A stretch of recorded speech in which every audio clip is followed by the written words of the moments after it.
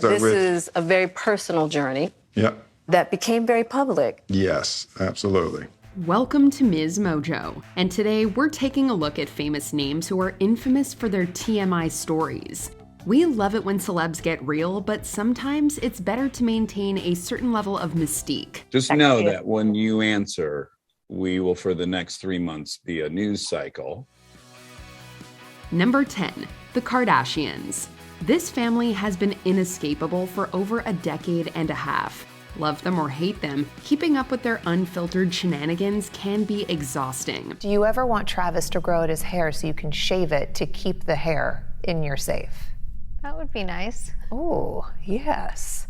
Weirder and weirder by the second. Considering that a sex tape helped put her on the map, it's not surprising that Kim Kardashian would announce to the world that she and ex-husband Kanye West were having intercourse, quote, 500 times a day when they were married. However, we could have done without knowing about the very special tribute she and Pete Davidson paid to her grandmother. My grandma told me that you really live life when you have sex in front of the fireplace. And so we had sex in front of the fireplace in honor of you. I know that's really creepy. Not in the lobby. The same goes for Kourtney's public exploits with Travis Barker, and how Khloe used to do it daily with Lamar Odom. Kim even acknowledged that she sometimes shares too much, saying that, quote, it can be a little bit dangerous at times. You know, this is not gonna with me. Like, it's not. So I just want it gone. Number 9, Meghan Trainor. Some connect with Meghan Trainor's music, while others find her songs anti-feminist. One thing that we can all agree on is that Trainor doesn't hold back. Marrying Daryl Sabera in 2018, Trainor described her sex life as a, quote, nightmare. Not for the reason you might think, however. Let's just say it's a big issue, not a small one. Well, the aftermath sucks. I'm like, Daryl, I have to work today and I can't walk. You know what I mean? If you want to erase that information from your mind, focus on the couple's adjoining toilets. Apparently, they go number 1 together a lot, but number 2 is a rarity. Mine's the fancy one on the right. It like warms your butt. And then the other one on the left is right under the air conditioning, so that's his. Trainor also goes into great detail on her pregnancy in Dear Future Mama, which is literally described as a TMI guide. At least Sabera is self-aware, but will never look at Junie from Spy Kids the same way again. Anybody gives you a hard time in there, remember, you are a Cortez. What's so special about being a Cortez? Lots of things. Number 8, Jake Gyllenhaal. Even when a celebrity shares too much, we understand why the public would be fascinated by their sex life. Their shower life, though? Who doesn't struggle with intimacy in one way or another at different times?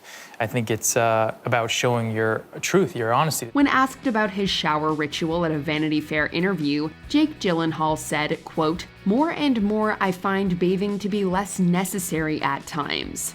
The Oscar-nominated actor elaborated, quote, I do also think that there's a whole world of not bathing that is also really helpful for skin maintenance, and we naturally clean ourselves. I think, those types of ideas are hard to grasp a lot because a lot of people are struggling to, just survive in a lot of ways. With Gyllenhaal being so open about bathing, it shouldn't come as a shock that he's equally frank about other bodily topics. Talking about his childhood friendship with Amy Schumer's husband, Chris Fisher, Gyllenhaal did not hold back from revealing some very intimate details. Chris is the only uncircumcised one amongst the 4 of us, which was a mystery to us as young boys. Number 7, Sean Penn. I'm not, I don't claim, a great understanding of the levels of economics. But it does certainly occur to me. No doubt that Sean Penn is a phenomenal actor, but we're not sure we'd invite him to a dinner party. Why? Because there's bound to be something going on in the world, and Penn is definitely going to have more than a few words, whether we asked his opinion or not. It's just no good deed will go unpunished, and then you got the Cheneys. This is just me musing. Even if you agree with what he's saying, Penn has a tendency to go overboard. For example, most would agree with Penn that Will Smith was at, quote, his worst when he slapped Chris Rock at the Oscars. However, Penn lost us when he suggested that Smith wouldn't have engaged in violence if Ukrainian President Volodymyr Zelensky had been there. They traded that for Chris Rock getting slapped by Will Smith. And I thought to myself, I'm safer in Ukraine than in that kind of toxic environment. Sean, we know that you can't help yourself, but maybe dial it back like 70%? Number 6, Ashton Kutcher and Mila Kunis. Yeah, maybe I should tell a story. Yeah, it's a great story, Hyde. Amid Danny Masterson's downfall, many were curious what his former That 70s Show co-stars had to say. People were especially inquisitive after Kunis and Kutcher wrote letters defending Masterson. It didn't help when the couple released a video saying that they were, quote, aware of the pain their letters caused. They were intended for the judge to read, and not to undermine the testimony of the victims or re-traumatize them in any way. We would never want to do that. And we're sorry if that has taken place. If you're not going to give a real apology, just don't say anything. It also wouldn't hurt to take a break from social media, or at least think before you tweet. This was especially apparent when Kutcher tweeted that September 11th, 2011 was the, quote, greatest day of the year due to the NFL opening season.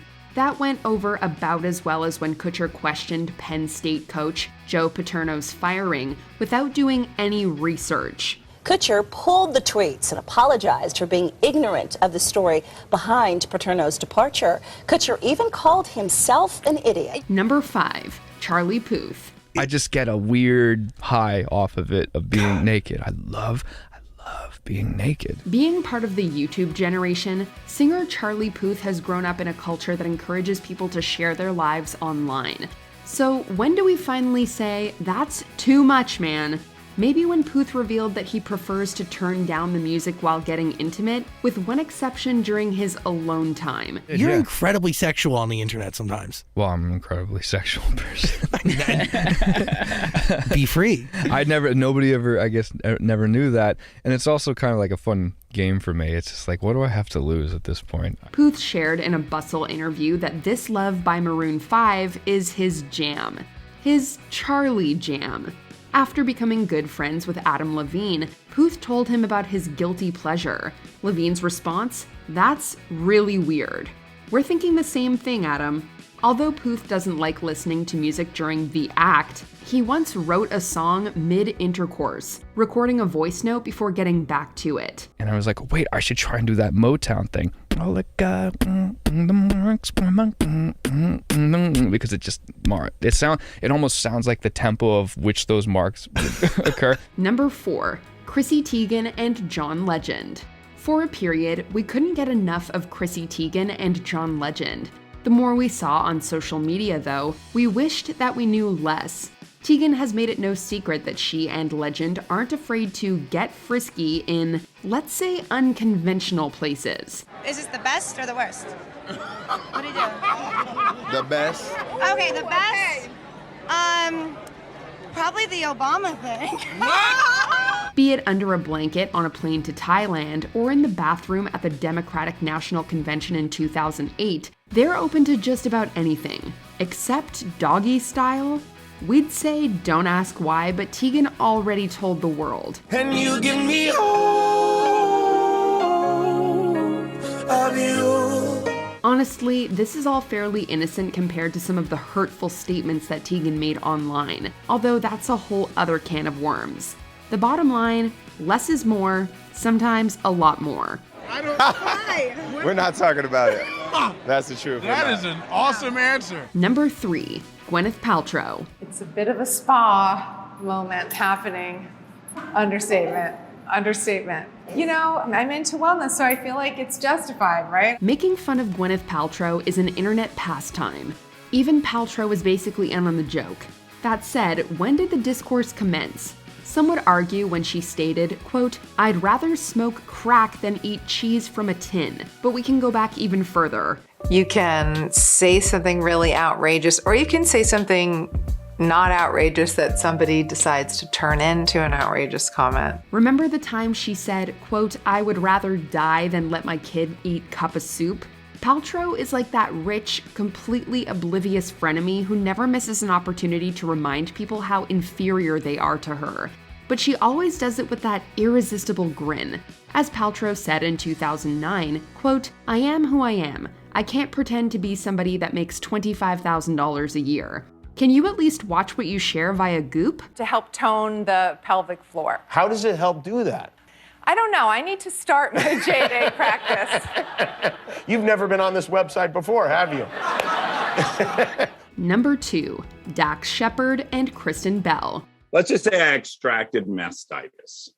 And we'll leave everyone's imagination to wander. As hilarious as this couple can be when they get real, their brutal honesty has also led to some pretty awkward revelations. Whether it's Belle telling the world that she once had her husband nurse from her breasts due to mastitis, or Shepard explaining why he got a vasectomy, it feels like we know this couple in intimate, occasionally uncomfortable ways. Dax bolts around the house nude? Sometimes. Oh, really? If I'm lucky. Does he ever go to the mailbox? I don't think so, Jimmy, but I can't be sure. In case you were wondering, the whole swingers rumor is precisely that, a rumor.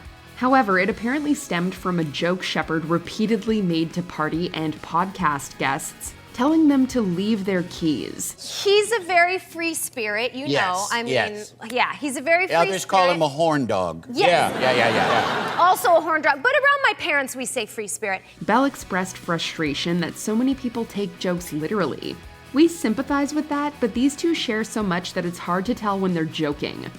Before we unveil our top pick, here are a few less than honorable mentions. Lena Dunham. We liked the Girls actress a lot more before she shared that story about her sister. So when you open that door, you're going to get all types of criticism. Okay. But at the end of the day, she's enjoying this, she's making money, and it did what it was supposed to do. All right, so you're saying that she brought this on herself. John Mayer.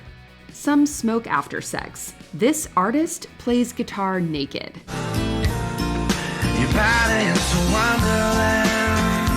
David Zaslav. If the Warner Brothers Discovery CEO's goal was to humanize billionaires, he's failed. We love storytelling. We want to entertain, and when we're at our best, we get a chance to have an impact on the culture. That's why, almost all of us got into this business, with a lot of sacrifice in order to be part of that journey. And so that's what's going to bring us together. Millie Bobby Brown. Nobody really knows that they're a feminist until a psychic tells them so. Honestly, I'm sweating. Like, I have never but just felt more invaded. Leah Michelle. It's Rachel Berry. Need we say more? We were so close. At one point, I literally showed him my whole vagina. I can confirm that. Before we continue, be sure to subscribe to our channel and ring the bell to get notified about our latest videos. You'll have the option to be notified for occasional videos or all of them. If you're on your phone, make sure you go into your settings and switch on notifications. Number 1, Will and Jada Pinkett Smith. I think you need to say clearly what happened. As far as what? You and I decided we were going to take our space, and what happened. For the longest time, Will and Jada seemed like the ideal celebrity couple. The illusion started to shatter when Jada confirmed that she had an entanglement with August Alsina and Will. Well, you watched the 2022 Oscars, or at least that clip. With all of this out in the open, you'd think these two would take a step back from talking about their personal lives. Instead, Jada doubled down, sharing in her 2023 memoir that she had been separated from Will since 2016, and that infamous Oscar night brought them closer. So wait, just so I'm 100% clear, you were divorced, not on paper, but now we might be a point where we're back together. We are working very hard at bringing our relationship together. Back. You know, we recently came across a Vogue article with the headline, "We officially know too much about Will and Jada Pinkett Smith, but we've also asked for it." Now, we're asking to know less. I was done with your ass. Yeah, you kicked me to the curb. I was done with you. Yeah. Which celebs do you think share too much? Let us know in the comments. I'm not the first person to do this, but I want to be the first person to really just make it so obnoxiously obvious. Do you agree with our picks? Check out this other recent clip from MsMojo and be sure to subscribe and ring the bell to be notified about our latest videos.